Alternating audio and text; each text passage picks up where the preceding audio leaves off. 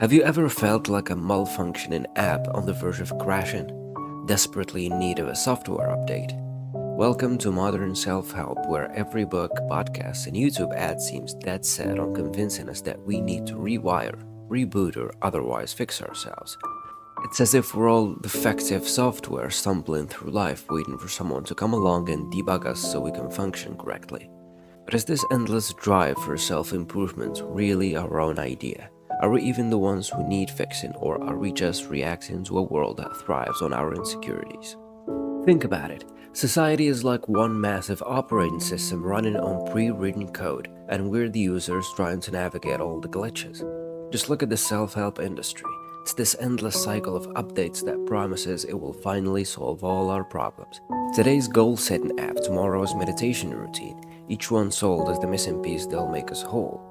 But as we obsess over upgrades, it's almost like we're treating our personalities like products in perpetual beta, always waiting for version 2.0 to be ready. Imagine the absurdity of it. You walk into a bookstore and there's a whole section devoted to reprogramming your mind, filled with titles that promise to unlock your hidden potential. They claim they can help you stop procrastinating, be more assertive, or finally get that beach body. It's a bit like upgrading your phone because it doesn't match the current aesthetic. Sure, it looks better, but the core functions stay the same. You've probably seen Maslow's hierarchy of needs, the little triangle chart that says we all want survival, love, and self-actualization. But what if Maslow himself didn't know when to stop? After all, he thought self-actualization was the pinnacle of life, but in today's world, that's just step 1 of 100. We have evolved a pyramid scheme mentality toward happiness, where reaching each level only makes us hunger for the next. This endless self-improvement craze isn't about becoming happier, it's about meeting the endless demands of the invisible pyramid we've created. We're perpetually stacking new levels of ideal selves, believing that each upgrade will finally reach the real us. Did you know the brain loves being anxious?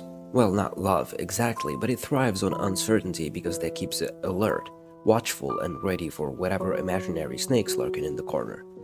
Even when life is calm, your brain can't handle it, so it creates stress. This urge for self-improvement is often just your brain looking for something to worry about in a perfectly stable situation.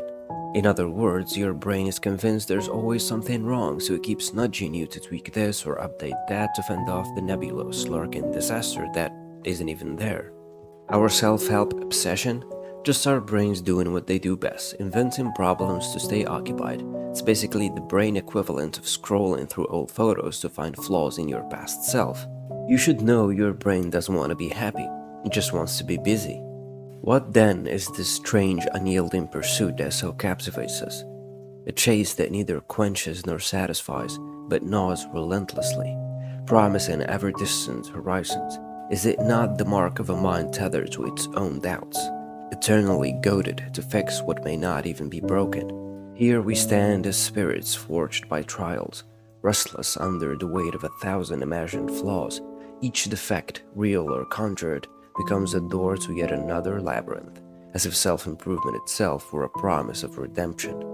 And yet this endless quest, this feverish tinkering with the self, does it not, in some strange way, reveal a hidden reverence for our own imperfections? For in the darkness of longing, do we not glimpse a glimmer of meaning, however fleeting, however illusory? It is the thrill of struggle, of new potential on a distant horizon that keeps us yearning. But this pursuit, never content, forever unsated, bends us under its weight, even as we celebrate each new ascent.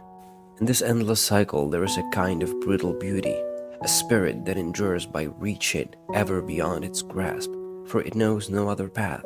It is the rapture of self-perfection sought but never attained, the paradox of existence that demands we confront ourselves only to shape ourselves once more. Thus we rise and fall, caught in a ceaseless rhythm, renewing ourselves and yet somehow remaining forever bound to the struggle. And so the cycle repeats and we reveal in it, for it is both our burden and our escape. Dr. Donald Winnicott, a renowned psychoanalyst, introduced the idea of the good enough self, encouraging us to let go of the illusion that perfection is attainable or even desirable. Instead, he argued that good enough is a liberating standard that frees us from the incessant drive to optimize every aspect of ourselves. Acknowledging that we will never fully eliminate every flaw can paradoxically make us more content and resilient. Perfection is not the peak of human potential, it's the myth that keeps us tethered to endless self-improvement. To pause to accept our current self is a radical act in a world that sells perfection as salvation. Dr. Kristen Neff, an expert in self-compassion, emphasizes that we need to approach ourselves with kindness rather than relentless critique. Instead of trying to solve every perceived flaw, self-compassion teaches us to recognize our limitations and vulnerabilities without harsh judgment. She suggests setting intentional boundaries around self-improvement efforts. For instance, limit the time or energy dedicated to bettering yourself in favor of pursuits that bring genuine satisfaction or joy.